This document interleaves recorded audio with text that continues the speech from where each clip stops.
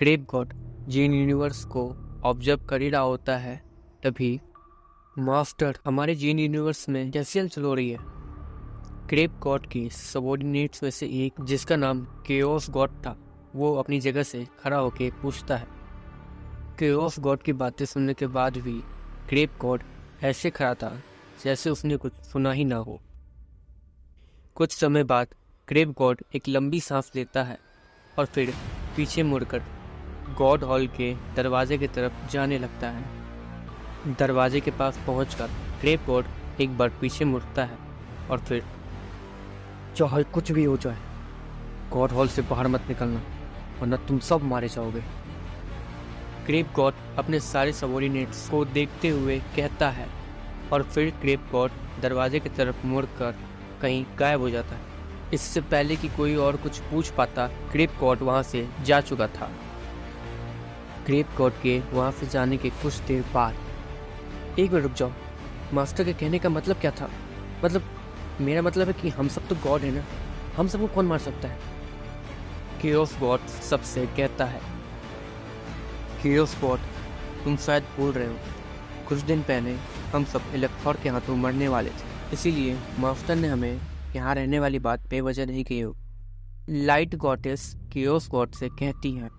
ठीक है, वैसे मोमेंट गॉड कहाँ है? मतलब तुम दोनों तो वैसे साथ में रहते हो ना, वो दिख नहीं रही है।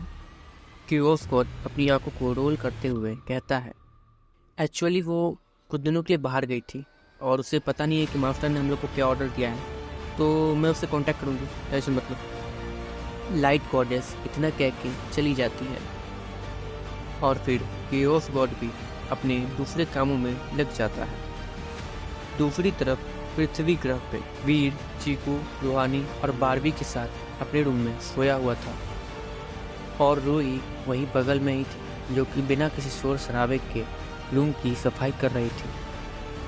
कुछ देर के बाद रूही रूम की सफाई करके निकल रही होती है, तभी रूही को कुछ देर के बाद डोरबेल बजने की आवाज़ आती है। रूही डोरबेल की आवाज़ सुन के हैरान थी। इस समय कौन हो सकता है? अभी तो रात के 2 बज गए हैं। रूही मन ही मन सोचती है।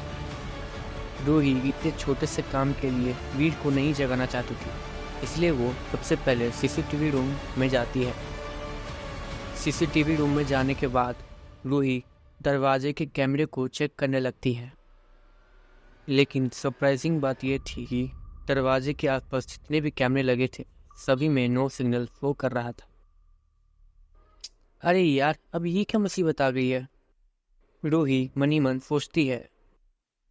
फिर रूही थोड़ी देर रुक के एक गहरी सांस लेती है और फिर रूही दरवाजे के आसपास लगे सिगरेट कैमरास चेक करती है और लकीली वो कैमरास चल रहे थे। फिर रूही कैमरे में देखती है कि दरवाजे के उस तरफ 2 आदमी खड़े हैं, लेकिन रूही उन दोनों का चेहरा नहीं देख पा रही थी क्योंकि वो सिगरेट कैमरा उनके ठीक पीछे लगा हुआ था। फिर रूही आसपास के और सिगरेट कैमरास को चेक करती है, लेकिन रूही को इन दोनों का चेहरा अभी भी दिख नहीं रहा था। फिर एवेंचुअली थोड़ी देर के बाद रूही को डोर के ठीक लेफ्ट साइड में एक और सिगरेट कैमरा मिलता है, जिसमें उन दोनों के चेहरे साफ साफ दिख रहे थे। ये दोनों कौन है? मैं तो इन दोनों को नहीं जानती हूँ और ना ही कभी वीर के साथ इन दोनों को देखा है, तो ये कौन हो सकते हैं? रूही मन ही मन सोचती है।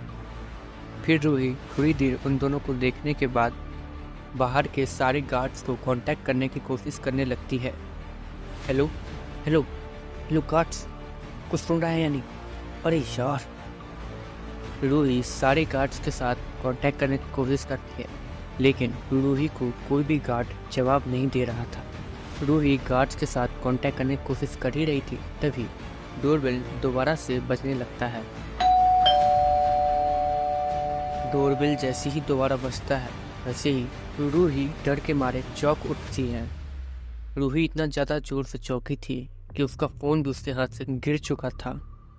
रूही फिर अपने आप को होश में लाती है और फिर दोबारा से कैमरा चेक करने लगती है और फिर कैमरे में जो रूही को नज़र आता है, उसे देखकर रूही शॉक्ड हो जाती है, क्योंकि वो दोनों आदमी जो गेट के उस तरफ खड़े थे, वो अब उसी कैमरे की तरफ देख रहे थे जिस कैमरे से रूही उन दोनों पे नज़र रखे हुई थी। क्या अब इन दोनों को पता चल चुका है यहाँ भी एक कैमरा लगा हुआ है। रूही मन ही मन सोचती है। रूही और भी कुछ सोच ही रही थी, तभी कैमरे में देख रहा वो आदमी कुछ बोलता है। मिस रूही, तुम हमें और कितनी देर देखने वाली हो? जल्दी से दरवाज़ा खोलो, हमारे पास टाइम नहीं है। बस अब तो रूही को ऐसा लग रहा था जैसे अब उसे चक्कर आने लगे हैं। फिर रूही जैसे तैसे अपने आप को संभालती है और फिर जिस कमरे में वीर सोया हुआ था उस कमरे की तरफ बढ़ने लगती है।